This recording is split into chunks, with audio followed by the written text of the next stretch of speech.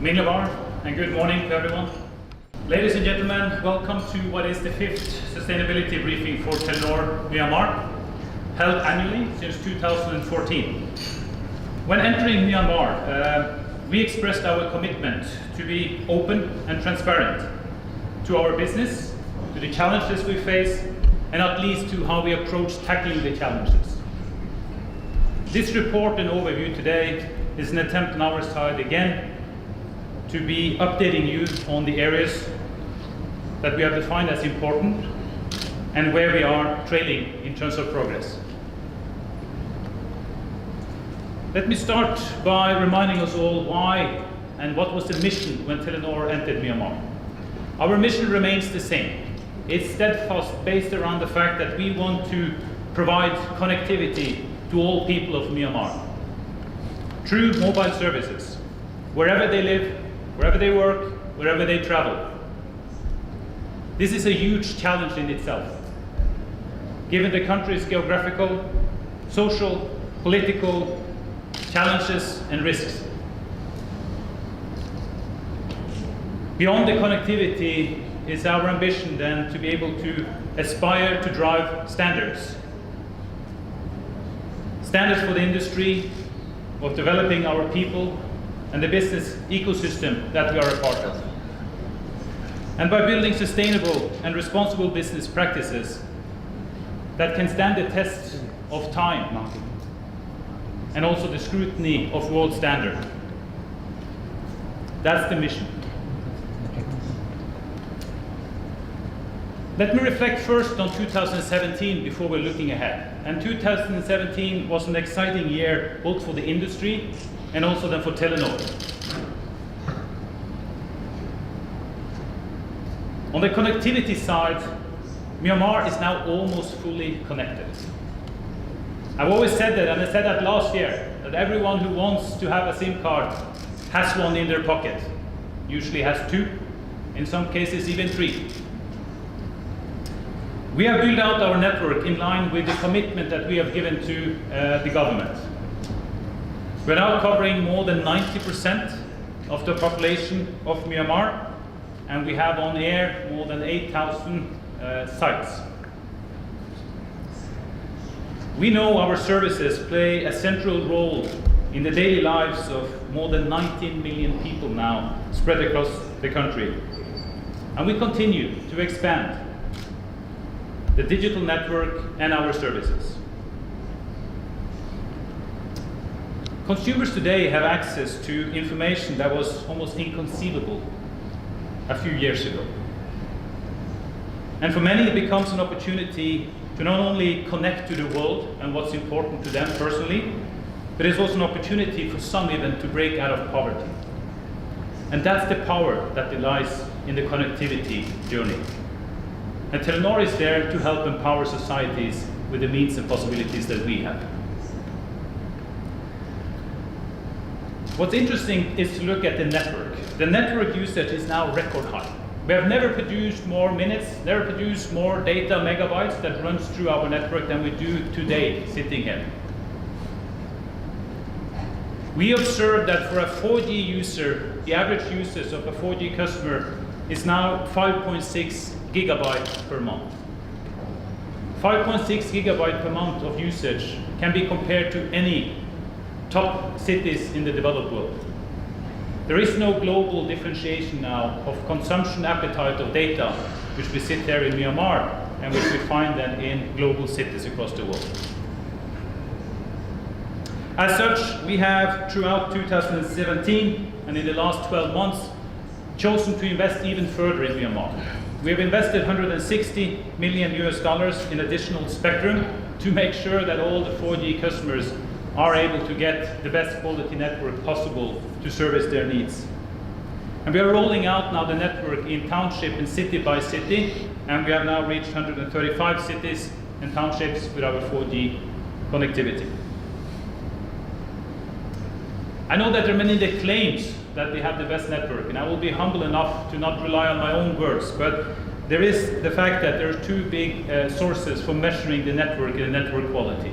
Open Signal and Ookla has now recently confirmed, both of them independently, that Telenor Myanmar holds the fastest and more consistent network in Myanmar, and we are proud of that. And we're even more proud to see that this ranking is also done on an Asian benchmark, and from an Asian benchmark, the networks we have able to provide in Myanmar are at par with the very, very best in the region. And we will continue to progress city by city on the 4G, going also now in 2018. On the economy side and our contribution there, a vibrant business will always provide strong benefits to the economy and to the society at large. We have to date invested $2 billion in our network rollout. We anticipate to continue to invest more because the journey is not done, and it will be focused on the quality and the rural expansion which is left in our rollout commitment. This will keep benefiting real people, families, communities, and companies across Myanmar, including the deep rural areas like Chin, Sagaing, and Shan State, which we now are in the last leg of rollout. In addition, it's worth mentioning that our financial priorities has been very clear. You will be able to read our financial statement as part of Telenor Group, and you have seen that we have been financially healthy in the first years of operation, but we have chosen to also invest. All earnings made, all profits made has been reinvested into our build-out. So as of today, we have not repatriated a single kyat from Myanmar. Everything has been put into new investments. Generating tax revenues is a vital thing for any developing economy, and Myanmar is no exceptions. In 2016, we became the first operator, and still to date, I think the only operator that reports our tax contribution to Myanmar. And to date, Telenor alone, as a single entity company, has contributed to 378 billion kyats in taxes and license and spectrum fees contribution to the union government and to the country. With this development, there are few industry sectors that can claim a faster contribution and such a positive effect on the economy and the society at large than what we have seen, not only from Telenor, but then the industry itself. A further point to note, and I think I reflected on it last year, is the study of the direct contribution of job creation. And a global study conducted by KPMG, this is becoming now 2015 and 2016, showed the implications. We are still a small company by size. 750 people is the direct employment. Then there are roughly around 2,000 more people in the sales force. But as a totality of the value chain, it's 110,000 jobs that has been created through the supply chain of Telenor. An additional 140,000 jobs are included if you count employee spending linkage. So in a total, 250,000 jobs means that 500 jobs are created for each and every one Telenor employee. As for the standards we mentioned is part of the mission why we're here, bringing up standards. And as for bringing up standards and practices, I'm happy to still report that 100%, meaning everyone we do business with of our suppliers, are signed up to our agreement for responsible business conduct. We call them the ABC, which mandates our suppliers and their subcontractors all the way through to follow the same anti-corruption, human rights, labor rights, and other responsible business practices as ourselves. After a rigorous training program, we and our first-tier suppliers have followed this up by conducting inspections. Inspections is there to check and see, are we living up to what we say and what we commit to? And today we have conducted in total with our vendors 26,000 inspections to ensure that standards are being followed. In our view, they are not mere sort of check marks to get through and to be measured up against. They're rather a social purpose-driven approach that makes lasting and positive change in the society.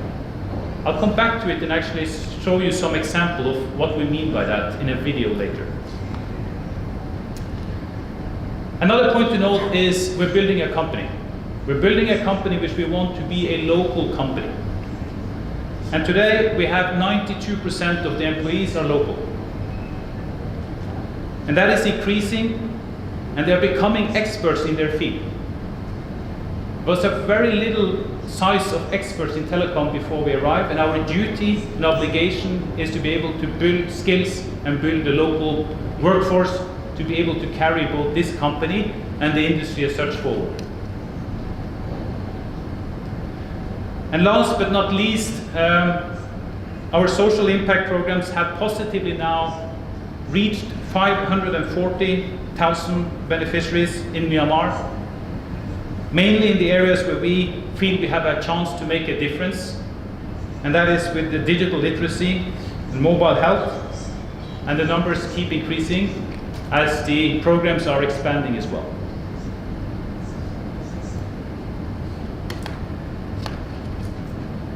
Looking forward, we see the government has started to take their first step on building a digital economy. With the formation of Digital Economy Development Committee, or the DEDC, in the mid-2017, and then the E-Government Committee in early 2018, with support from the highest level of government, we believe now that building a digital economy is high on the government's agenda. Telenor aims to support this. Support the government in meeting its digital economy objectives. And in February 2018, we launched a report called Realizing Digital Myanmar, which presents a series of recommendations in order to develop a competitive digital economy. In writing this report, we sought extensive input from the DEDC to ensure that the recommendations not only are ambitious, but they are possible to implement. We have structured the report in 7 key areas, which we think is the essence to be able to construct a digital economy. And it is framed here also in the presentation under the digital frameworks. It's the digital infrastructure. That's the heart of the business we are providing support to. It's a digital ecosystem, and it's a digital skills. Digital skills is again something we put a lot of our effort to make sure we also can contribute positively to. And on top of this lies the digital services that contributes to the economic growth that can be built on these firm foundations. The report contains analysis of each of these 7 areas, where the country is today in terms of status and activities, challenges to take it forward, and then recommendations, in our view, of what is possible to do and what should be done. We also include some case studies across the region particularly to show how it's done in other places and give inspiration and thoughts for how to move forward. I see some of you already have the report. There's a copy outside for those who want. You can also download it and have it electronically. I encourage you to have a look. I encourage you to be part of the debate, because that's essentially what we're trying to do, be part of the dialogue of what is needed. And we are only one part of it. I encourage the whole business community to be so as well. We breathe the same air. We walk the same earth. We feel the same emotions. Yet are we all equal? The world needs new tools to help us all push ahead. Imagine having everything from your doctor, to your money, to the ability to register your newborn child, all in the palm of your hand, along with new skills, new knowledge, and a world of opportunities to put them to use. Opportunities that are built on a foundation of respect, integrity, and responsibility. Companies and organisations that seek to raise standards and reduce inequalities. Everywhere, for everyone. Sustainability at Telenor is about how we do business. Yes, what we do matters, but so does how we do our work. We will always strive to ensure that we act responsibly and with integrity at all levels, wherever we operate. Telenor is committed to the UN Sustainability Development Goals and focusing particularly on the number 10 goal, which is called Reduced Inequalities. We will do this by raising standards and delivering wider access to our services. The way we run our company is based on the clear standards on everything from privacy to anti-corruption, energy efficiency and human rights. In practice, this means working to continuously improve what we're doing and working with our partners and suppliers to do the same. It is a learning process. It's not an end goal. The other key focus for us is to increase access to our services. We want to help unlock the benefits of the digital revolution and demonstrate how more can be achieved with connectivity. In Myanmar, we have made financial inclusion more available and affordable through Wave Money, offering unbanked customers a real alternative. Our internet services have opened possibilities to interact, learn, and participate and grow both socially and economically. Our social impact programs have benefited, as I said, 540,000 people already, and we intend to grow further. In our view, we have only seen the beginning of this digital revolution and what it can bring for education, health, and financial inclusion for more people. For the remaining parts of the presentation, I will try to look forward. What is going to be our priorities going forward? And I will focus on 3 areas of responsible business that are already well integrated into our normal business operation, and I've shared progress updates on them in the previous years, and I will continue to do so also this year. It will be around the supply chain integrity and safety. It will be about energy innovation, and it will be about battling corruption challenges. The important here is to show transparency of areas where we expect there will be public debate and interest on, and we will still need to hold very high standards. I will then cover 3 issues that requires a greater focus from the government and ourselves, leading up to 2020 in order to seek positive and needed transformations to happen. And that will be in the area of rule of law situation, servicing the ethnic areas, and lastly, empowering our workforce.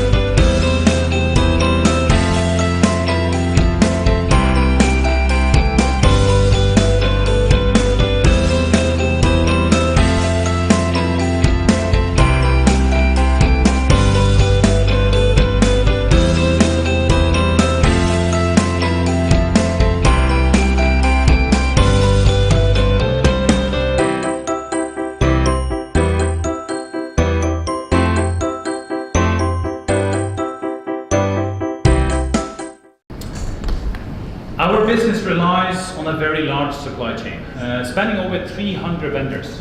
Some of you are in this room today, and I'm happy for that, because this is a journey we do together.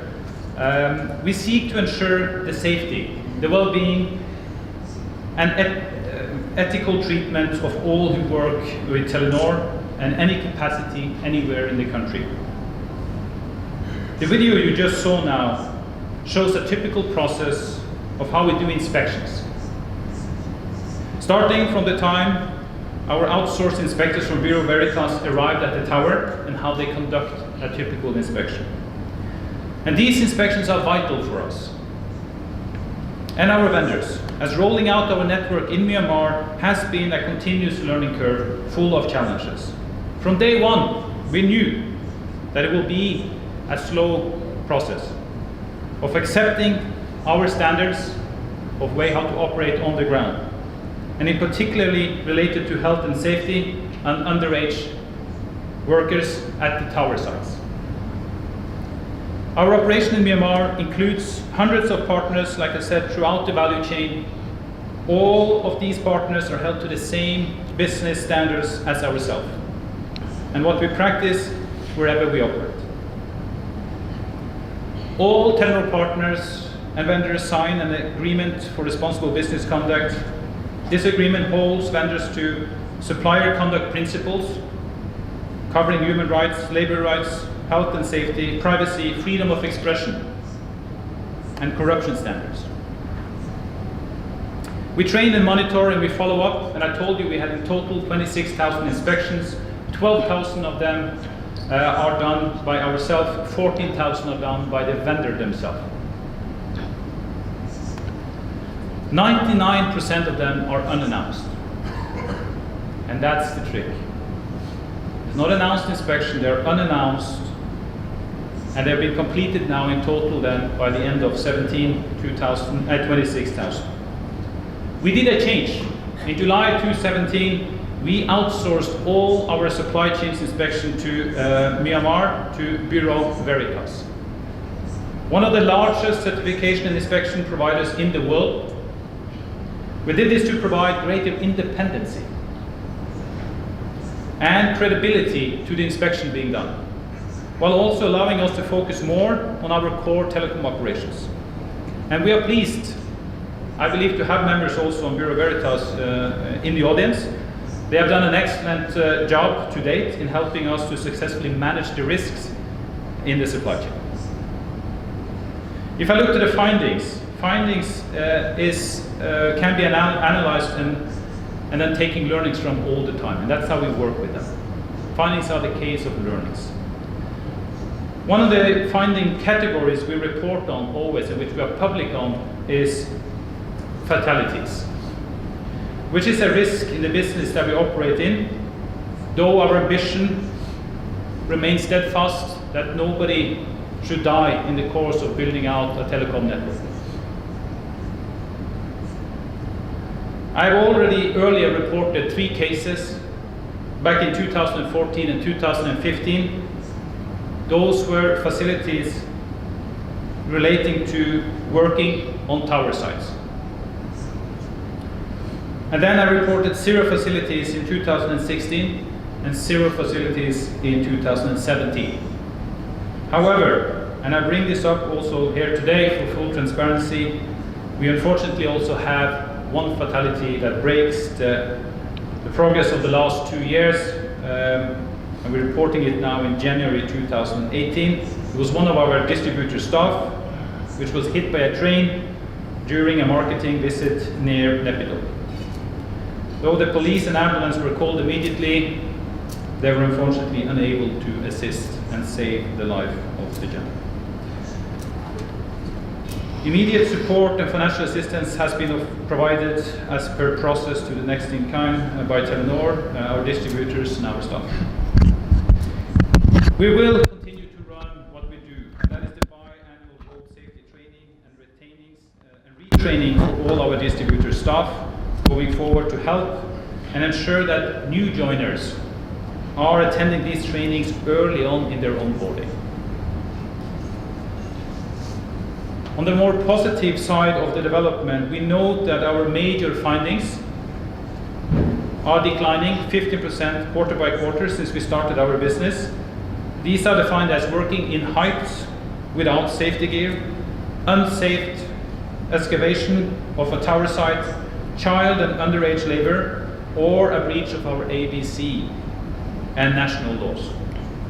This comes on the back of rigorous risk-based inspection programs, capacity building, and follow-up in cases of non-compliance.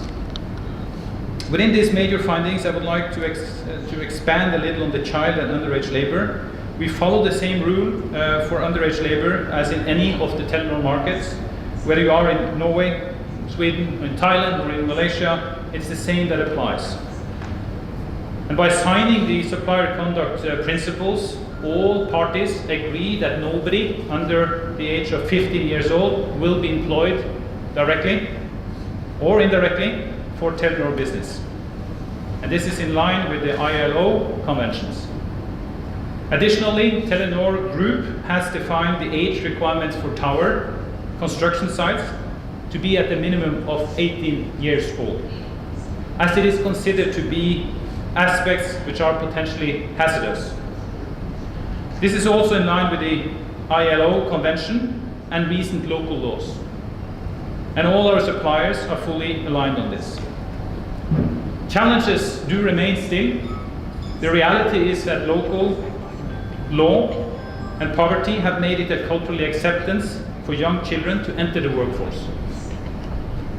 The law, changed in January 2016, says that a child has the right to do part-time work from 14 years of age. Compulsory schooling stops at 12 years of age. Already there you have a dilemma. Many children are the sole breadwinner and need to work to supplement the family income. So given these challenges, we are pleased to see that the child and underage labor have not been detected in our supply chain from 2017 and onwards, mainly because suppliers and their sub-suppliers have better now understood our standards and the consequences, not least, of not being able to meet these standards. And we will continue to strive to lower the rate of major findings going forward through understanding the root causes and such incidents and mandating our suppliers to address these causes.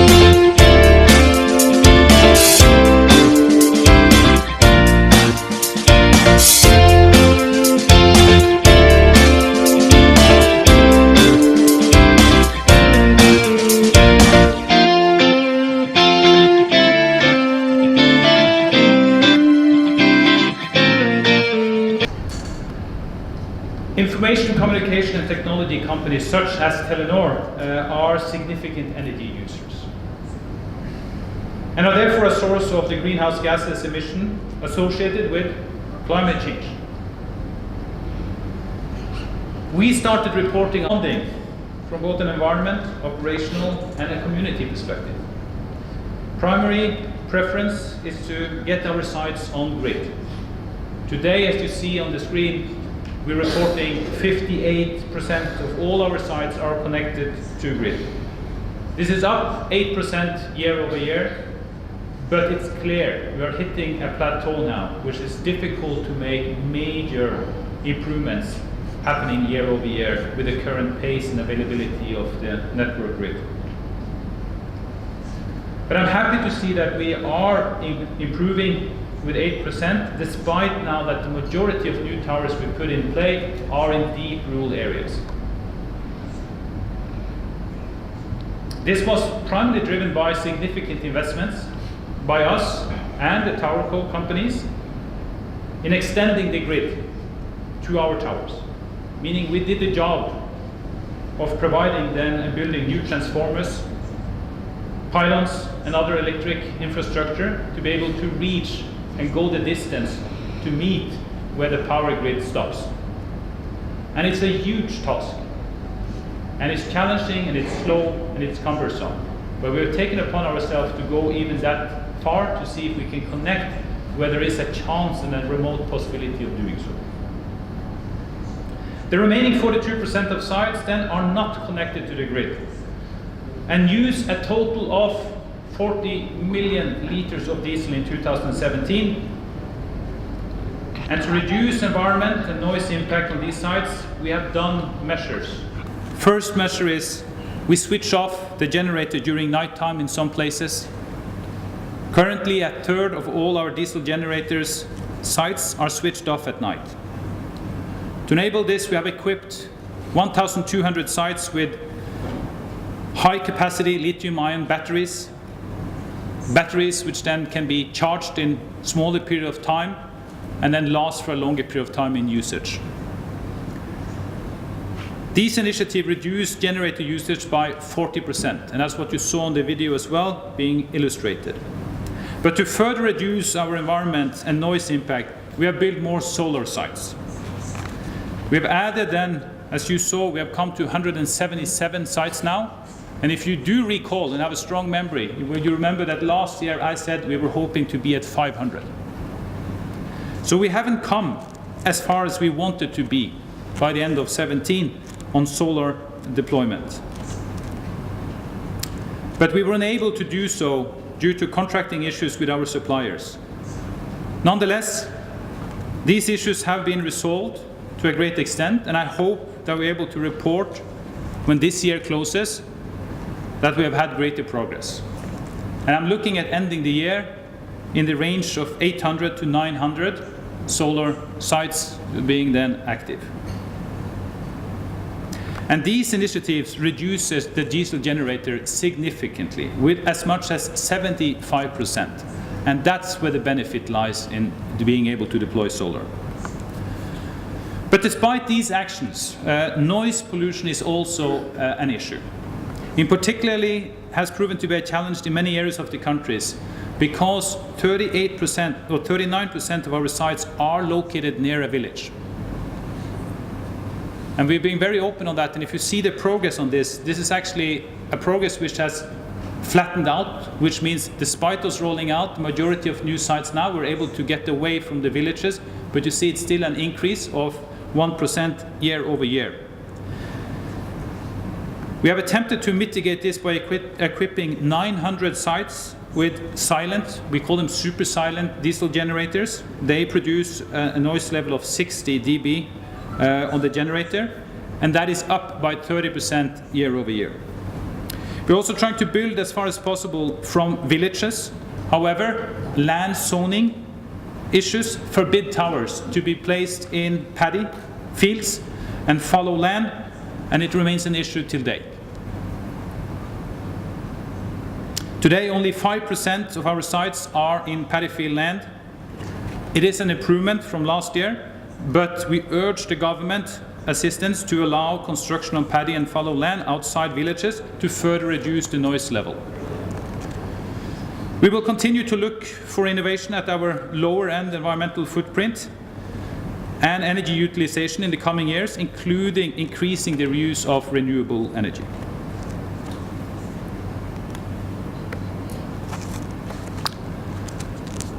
Next topic is addressing corruption.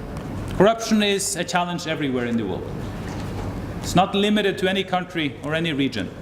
But it is fair to say, if you look at the Transparency International Corruption Perception Index, that yet again the region we are in holds challenges on corruption. As such, we continue to be vigilant and have anti-corruption high on our own agenda. Ethics and anti-corruption consideration are an integrated part of Telenor's business activities and decisions across all functions and level, and our anti-corruption program undergoes regular reviews and assessment with the aim of making it efficient and as relevant as possible. We train our employees, all of them, We train our suppliers also extensively to understand and avoid corruption.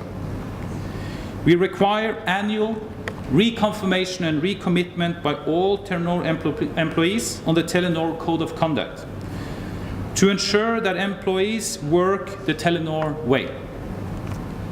Through 2016 and 2017, we have strengthened our anti-corruption training and awareness efforts by ensuring a higher degree of local content, using dilemmas and examples that are locally and culturally relevant for our staff.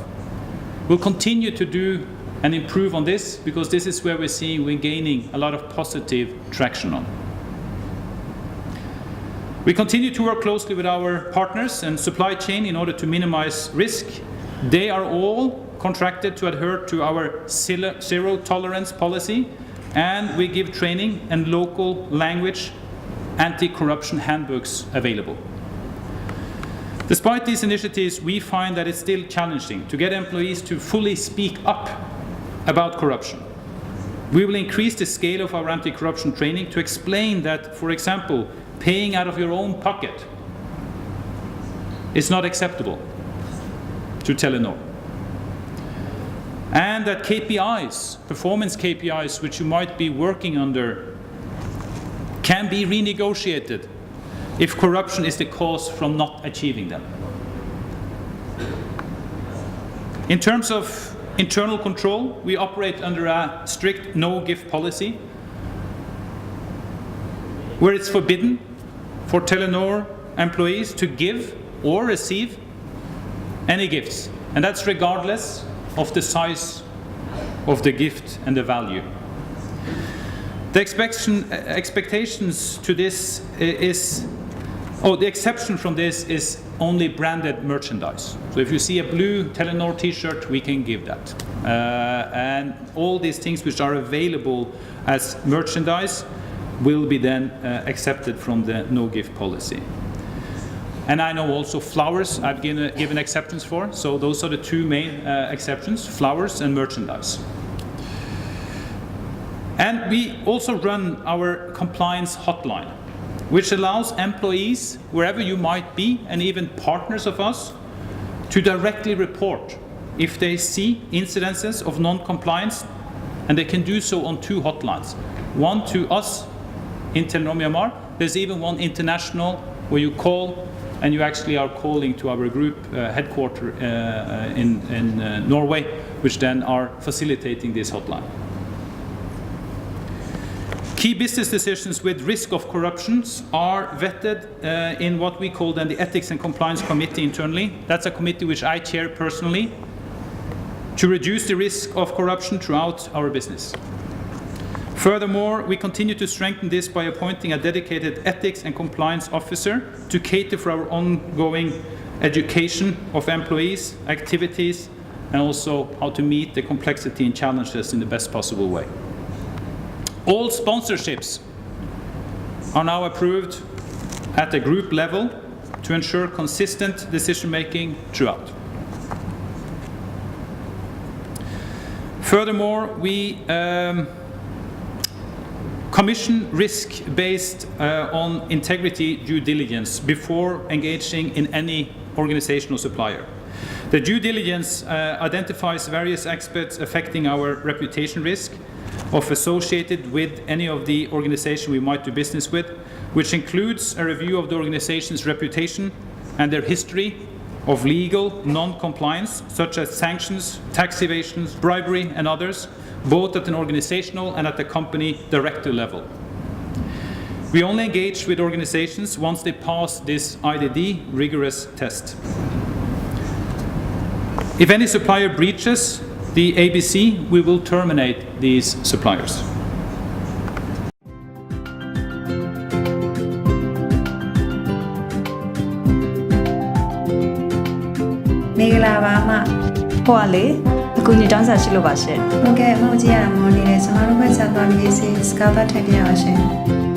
ဟုတ်ကဲ့အမကျမပါကူညီပေးရမလဲရှင် ကျမတို့မှာအခုပြဿနာတစ်ခုဖြစ်နေပေါ့နော်ကျမညီမလေးကသူချစ်သူနဲ့လိုက်ပြေးသွားလို့အခုသူတို့ဘက်မှာရှိနေလဲဆိုတော့ကျမမသိရဘူးပေါ့နော်ကျမတို့မိသားစုစုလုံးလည်းစိတ်ပူနေကြတယ်ညီမလေးကတယ်လီနောစိတ်ကသုံးနေရှင်အခုချက်ကြီးလည်းသုံးနေတော့မယ်ဆိုတော့လေအဲ့ဒီညီမလေးသုံးတဲ့တယ်လီနောနံပါတ်ပုံကိုတည်ပြီးတော့ကျမညီမလေးဘက်မှာရှိနေလဲဆိုတော့လေမတို့အနေနဲ့ကူညီရှာပေးလို့ရမလားရှင် About data privacy and authority request. What you saw here in the video is not uncommon. Meaning a customer will walk into our building in Telenor. They will ask whether they can get hold of their data. In this case, the lady is asking if she can get hold of somebody else's data with the understanding that somebody is missing and we need to find them. Please show me with hands, if you can be part of this, to see the dilemma here. Should we release information on a case like this or not? How many say yes? She's claiming it's a missing person. We would need sort of help and see if we can help find it with the data. No hands? One hand, and show me the hands also, so I'm just sure that you're not showing your hands, but that we should not release. Okay, very good. Because Telenor believes, first of all, we believe in the promise of emerging technologies and our vision to empower society. We strive to provide new and innovation services while maintaining a firm dedication to fair processing and data protection. Privacy is important to us, and we take pride in protecting our customers' privacy and are committed to earning their trust. We do this by keeping information safe and secure and by being transparent about how we handle it. We are able to provide data on the customer's own SIM at any time, provided that you are the rightful and valid owner of the SIM. And this is why it's so important to register the SIM cards in your name, so that you can request your own data if you need so. Or order a replacement SIM if you also need to. Or use financial services if you need to. And also, not least, not be liable of the actions that others might be doing in your name. So it's very clear from the video clip, we get this request, we can never ascertain and give data on anyone else's behalf. It is Telenor's interpretation of the telecom law that releasing of confidential information requires a court order. As an interim arrangement, pending clear legislation on this area, Telenor requires that all requests for releasing of confidential customer information is sent from the police to the telecom regulator, the PTD, and with their consent and for a release, Telenor obligations under the license with the supporting documents, this can be done.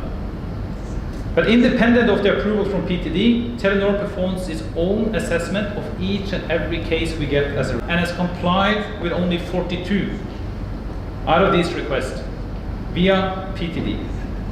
We cannot give details on these cases, but I can say that these were related to murder, drug, and missing person investigations. When it comes to shutdown and censorship, we are still pleased and repeat the message we have been saying also last year, that we have not received any request for network shutdown and no request for censorship or blocking. These are positive points for the industry and the conduct of the government in this respect so far. In February now this year, 2018, there was an amendment in Parliament to the Narcotic Drugs and Psychotropic Substance Law. We mention this because it's a concern for us that the recently modified Narcotic and Drugs and Psychotropic Substance Law in its current form will require us to release customer data through various channels without due process potentially. We We are currently making our views heard through various channels to ensure that the privacy right of our customers are protected. This case also highlights why it's so important to enact on the Cybercrime and Electronic Evidence Act as soon as possible to deal with these types of issues and other more holistically rather than taking them piece by piece. We advocated last year, I've advocated this year as well in different forums, that we would like to see that the cybercrime law is being taken forward.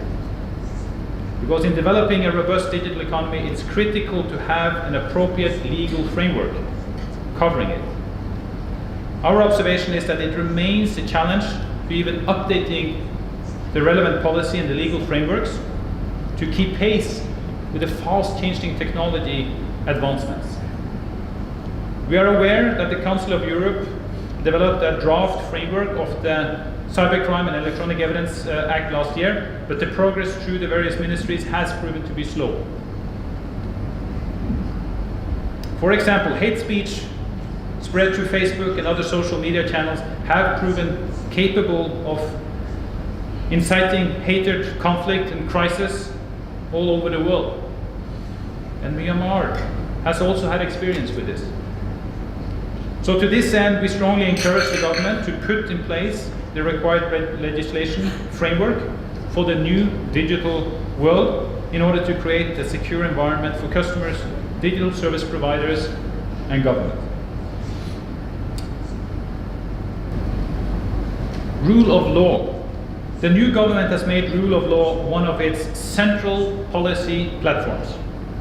We are encouraged by the government's actions and achievements in improving the persistence of rule and law nationwide. However, we still see that we are using significant resources to enforce our legal rights. Continued issues in this area lead to inefficiency in the economy and have already caused difficulties in meeting our license commitments, particularly in Yangon actually, and Mandalay. Within our industry, it is vital that all operators abide to the competition law, the telecom law, and the rules and regulation at all times to ensure a free and a fair competition.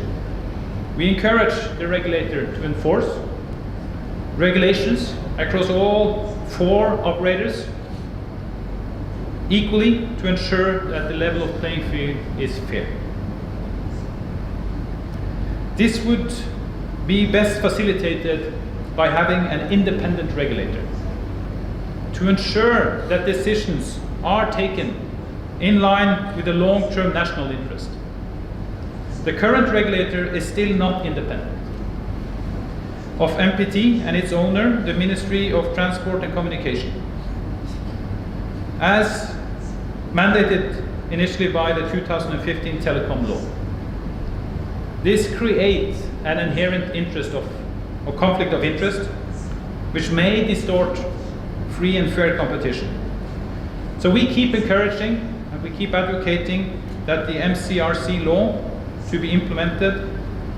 An independent regulator is now making its way through Parliament, and we hope to see that it's being enacted and implemented in the very near future.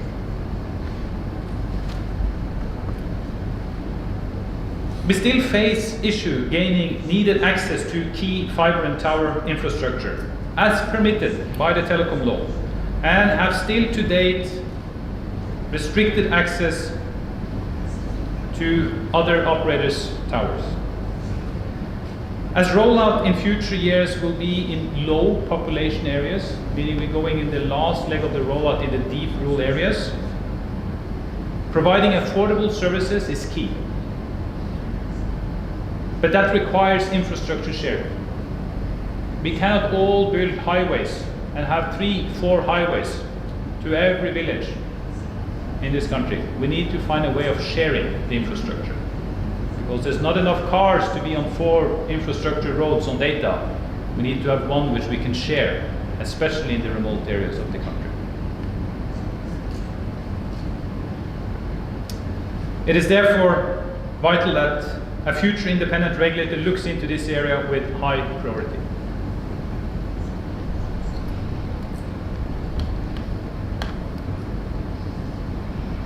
serving ethnic areas.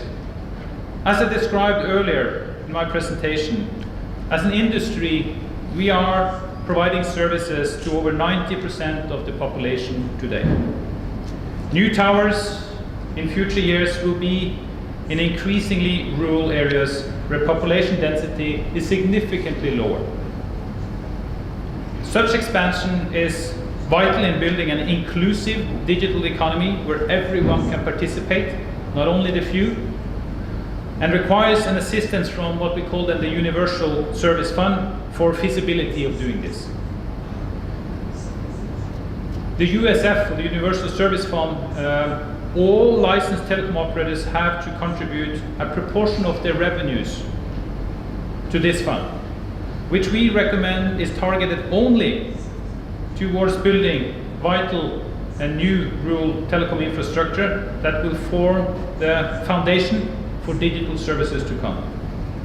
The strategy for this fund is currently undergoing consultations, and the target is initially then to reach a 99% mobile voice and 95% mobile broadband coverage by 2022. When entering deep rural areas, we anticipate encountering ongoing military conflicts, particularly in Kachin, North Shan, and northern Rakhine states. As the personnel security of our staff and suppliers are paramount to everything we do, we have employed from the very beginning a security team in Telenor, whose only role is to maintain safety and understanding of the safety for all our employees, and also in the communication with employees of our vendors. And what you see on the map here is this color-coded security map of the country. And this one shows the red areas where Telenor staff and vendors are not permitted to travel due to the high risk of conflict. In the green areas, travel is permitted, and though in the yellow areas, Telenor staff and vendors need to seek approval from our security team on a case-by-case basis. And this work is continuously ongoing and monitoring the situation on the ground.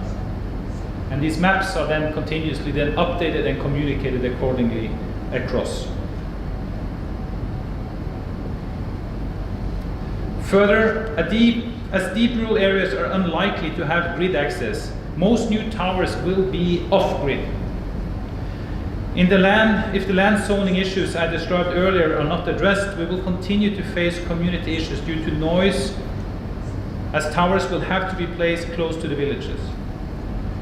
We will continue to preemptively reduce our environmental and noise footprint by installing grid access, solar, and hybrid solutions or silent generators.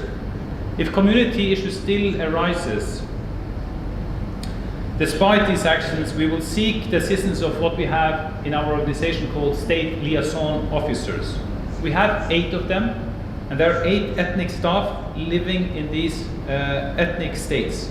And their role is to ensure and understand and help the communities understand the benefits of the new technology, but also be open about how we are tackling the challenges. This is to help resolve the community issues as and when they arises. And this is how we're working with it. Furthermore, we will continue to face arbitrary local taxation from ethnic groups. Telenor takes a clear position on this. We will not pay any taxes to any group other than the union government. And our anti-corruption policy forbids other types of payment. Instead, with the assistance of the SLOs, we collaborate closely with the ethnic groups to explain the benefits of connectivity in their areas and to exploit opportunities to improve the livelihood of the local community. Should ethnic groups then continue to insist on payments, we are unable to expand our network in these areas, and we will stop the rollout also subsequently there. One successful example is our long-standing cooperation with the Kayan New Land Party, or the KNLP, which controls land at the border of 5 states and regions in eastern Myanmar.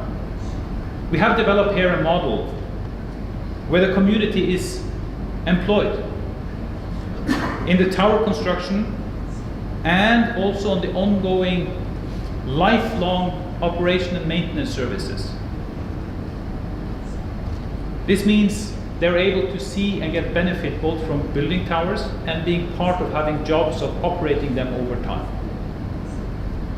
We have also provided a Lighthouse Digital Literacy Center at the location, which trains local communities in understanding how to get the most economic and social benefits from the network and use of their smartphone. I invite you to listen to the chairman of KNLP yourself and hear what he has to say on this.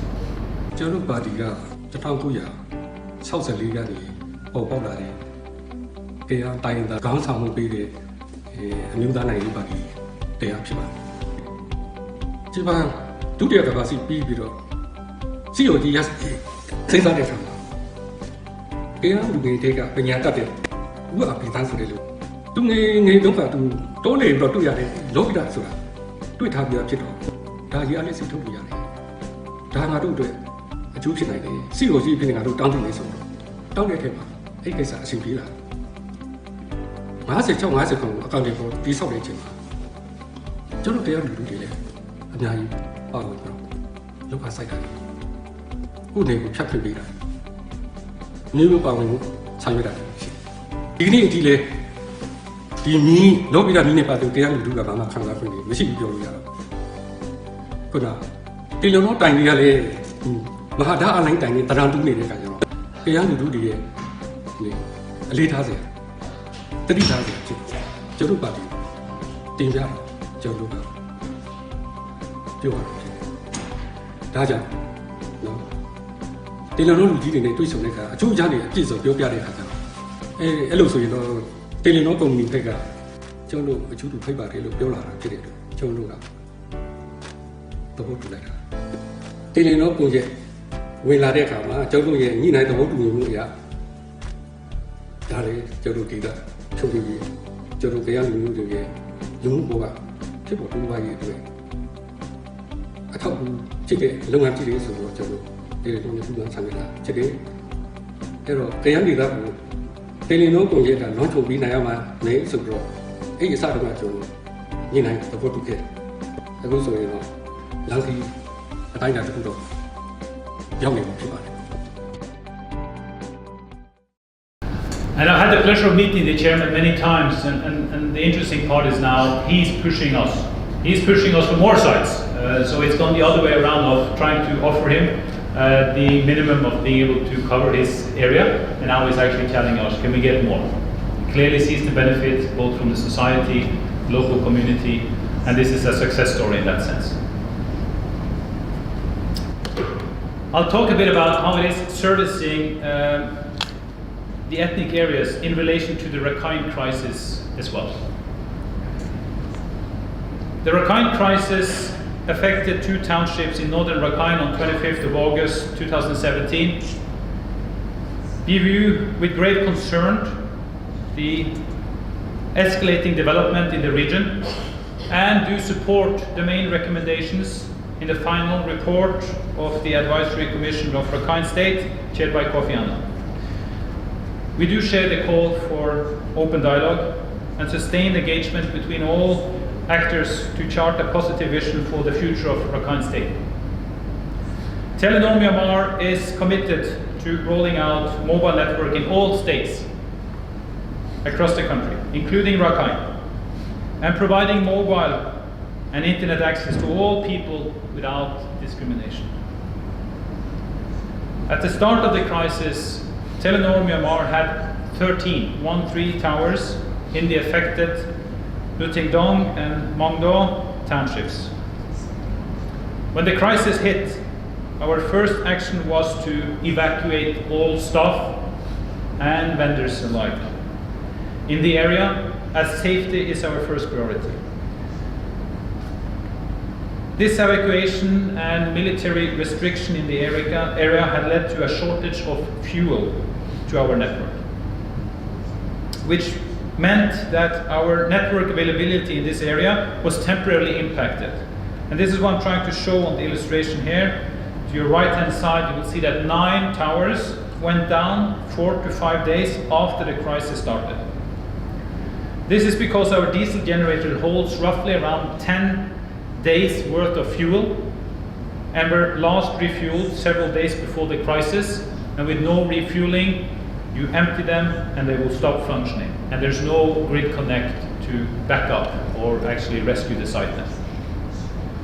At its worst, all 13 towers were down for nearly 3 weeks in September. However, following discussions with the state government and the Myanmar Red Cross, in the 3rd week of September, we were able to re-establish our fuel supply lines to the towers in the area.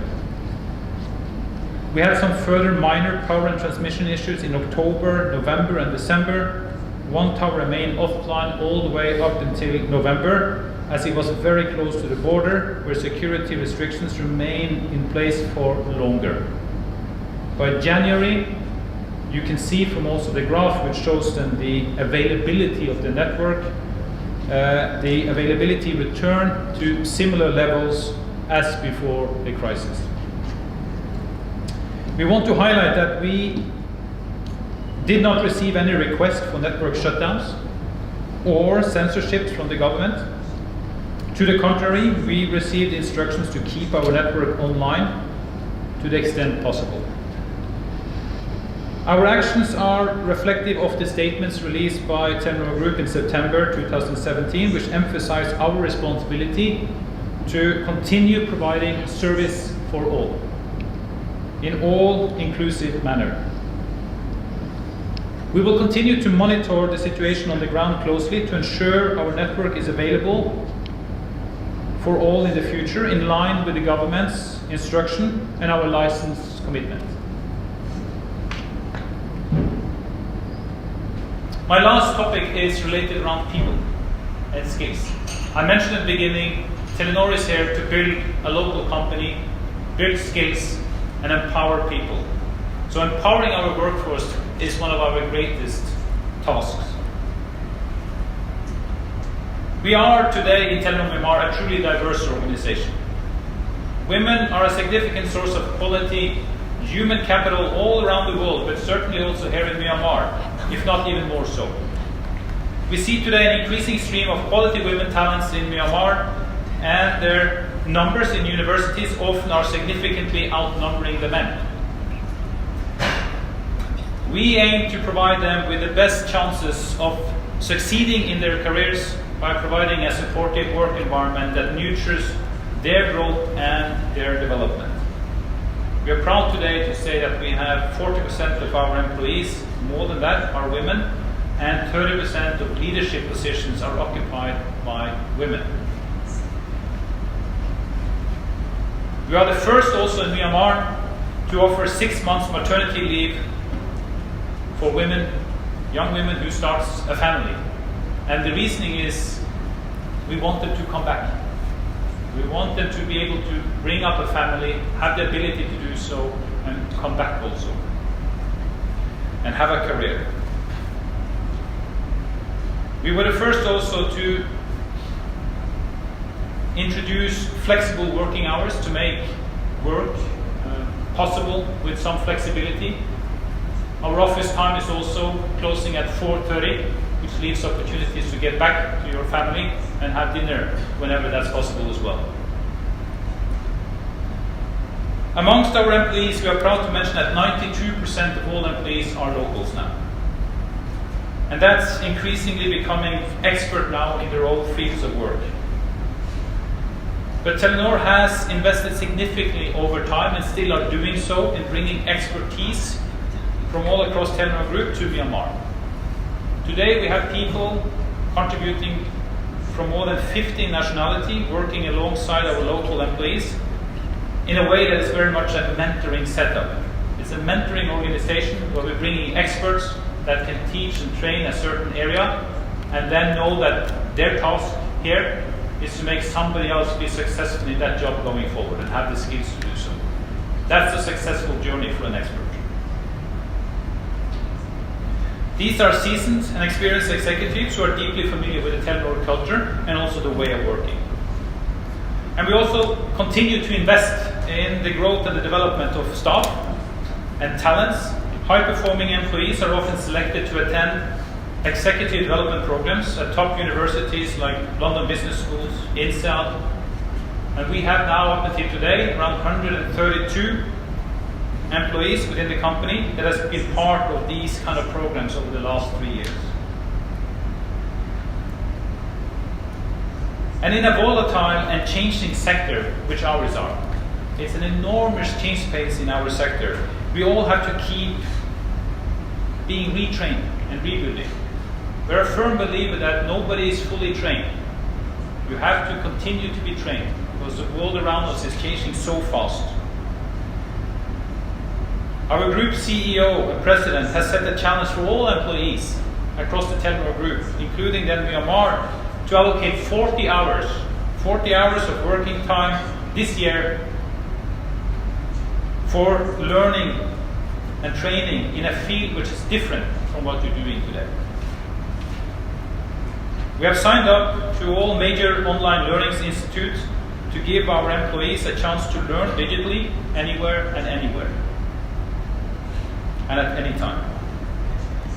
Last but not least, the Telenor people culture is what keeps employees motivated and loyal to Telenor. We were once a startup, and we still want to maintain the mentality, the way of working as a startup company. As an entrepreneurial environment in our company grows and matures. We do this with the way of working. We call it the sprint way of working, and I can tell you now over 30% of all work being conducted in the company is done through these cross-functional projects where there is a time-based horizon and a problem to solve, and people get together to solve problems.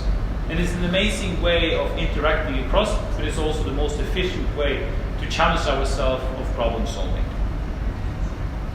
Another aspect of being a startup is an agility and a productivity, and we maintain this through investing into digitalizing processes and automated tools so that our employees can spend less time on filling in paper forms and more times being in the field, being with the customers, understanding the customer's problem and how we can solve the customer's problems. Because that's why we are in business. That's our only right to be in business, so we can keep solving customer problems. Today, Telenor employees are able to request travel expenses, execute supply chain orders, conduct HR-related requests, communicate and monitor supplier, staff and the point of sales in the field digitally. And that's the digital way of working, which is part of empowering our workforce. We also care deeply about the safety of our employees. We do provide ferry services, so every employee will be picked up in a location near where they live on a ferry in the morning, and they will be driven home with ferries in the afternoon when work is done. Should you work overtime, which then happens as well, then you have an ability, especially for a woman, to take a taxi. We have a collaboration with Grab Taxi, where there are special taxis which is pre-approved that will pick up the ladies in the evening and make sure that they get home safe after work.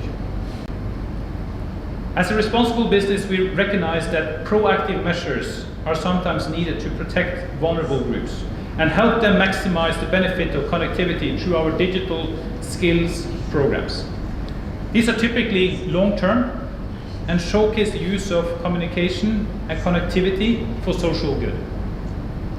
Such programs in Myanmar have benefited, as I said earlier, over 540,000 people to date. We keep investing in the socio-economic development of Myanmar, and we fully do so by our own profit. So using our services, another way of looking at also contributing to the neediest in society as well. Let me share now just a short video for you to get a little bit of sense of what we're doing and see the possibilities that lies in using digital skilled programs like this.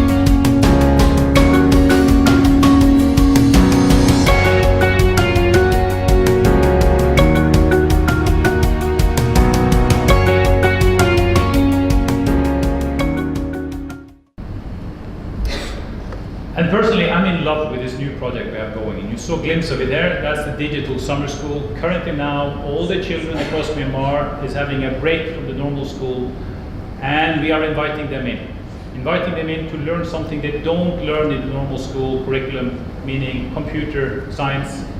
And that is a gift, we think, for the future, for everyone to be behold, especially the young generation, who really is the one who's going to carry this country and the digital economy forward. I've been pleased and blessed to be able to be part of some of this opening at the summer schools, and it's always impressive. We started last year with having 200 students as a pilot.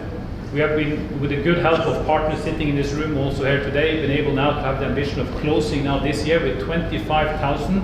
And we dream about being able now next year to carry 100,000 people through the students through the system.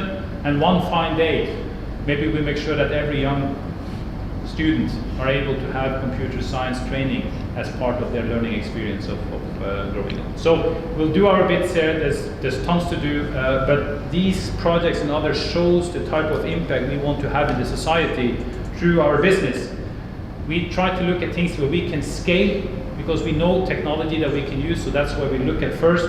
We know where there's ability to make a difference, and that's where we try to enter and focus our priorities on. And we know that these things actually can make a real difference in terms of reducing inequalities extremely effectively. So for me to summarize, I think it is a positive outlook on things of what can we do together to move forward. But I want to just make it very clear, we have come very far with the rollout. I do mention 90%, and we have just a small part which is left in terms of meeting the full obligation. But I need to be mindful that the last leg of the rollout we have in the deep rural areas will be the most difficult one for us. And we need to tackle them as we go along, but we need collaboration. So we do repeat and appeal for clarity on the USF utilization, as well as for infrastructure sharing. Those are the two dominant things that can actually help and improve the rollout in the challenging part of now our last leg of rollout. The second part I would like to focus on is this enforcement of rules and regulations to ensure a free and fair competition. It's needed. Including in this is then the independent regulator, which I've talked about earlier today. As competition is growing, both as mobile operations, but also other OTT players are expanding business in Myanmar, it's important that we are regulated and held to the same standard. And my last notation is that Myanmar sits now with a tremendous opportunity. The infrastructure we all have seen, not only from us, but from the other players in the telecom sector, is now one of a kind almost. It's been deployed so fast with the latest of the best technology, and the quality is so high that the infrastructure now is an enormous asset to leverage. Combine that with the fact that 80% of all people of Myanmar carries a smartphone in their pocket, you have a combination that you have a quality infrastructure and a computer in the pocket to everyone, which means you can build a digital economy and you can build digital services on this like nothing else. So I repeat that I think there is a fantastic opportunity. Telenor is ready and willing to contribute in every shape and form we can do to continue to do what we do best, building infrastructure for digital services and supporting governments, advocating and advisory on how to take the journey forward. And with this, I thank you, ladies and gentlemen, for taking the time for going through our Sustainability Brief 2018. Thank you.